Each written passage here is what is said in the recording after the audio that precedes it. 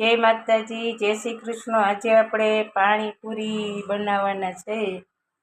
તો આ મેં બટેટા લીધા છે, પછી આપણે આ મરચાં છે અને પાણી બનાવવા માટે આ ફોદીનો છે અને આપણે જલજીરા છે પાણી બનાવવા માટે। હું પાણી બનાવવા માટે જલજીરા જ વાપરું છું, તમે શું વાપરતા હોય તો ખબર નહીં। આ લીંબુ અને આ કાચી પૂરી છે। તો આપણે આ પાણી બની ગયું છે, એમાં આપણે જલજીરા ને એવું નાખી દીધું, લીંબુ એક નાખ્યું છે અને મરચાં ને આપણે ફુદીનાનો ક્રશ કરીને પછી પાણી ગાળી નાખ્યું છે અને આપણે બકડિયામાં તેલ મૂક્યું છે, બટેટા બફાય છે। તો આગળની પ્રોસેસ બતાવશું, બ્લોગમાં બન્યા રહેજો।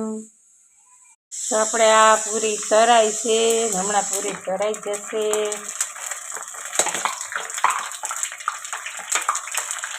પછી છે ને પાણીપુરી ખાવા બધા મિત્રો આવજો જરૂરથી।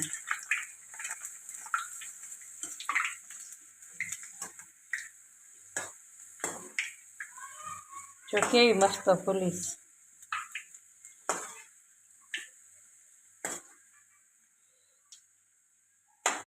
આ તપેલામાં આપણે તેલ મૂક્યું છે,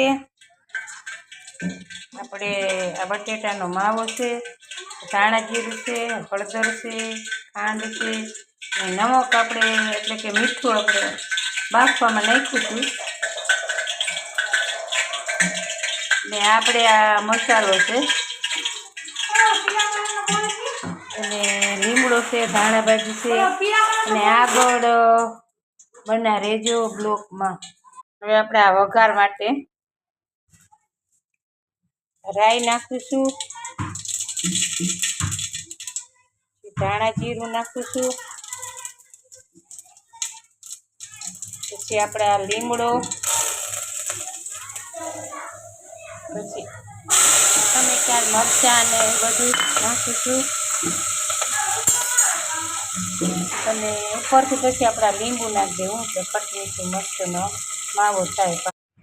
આ છે આપણે પૂરી ખાલી પૂરી હો, પાણી તો અલગ છે।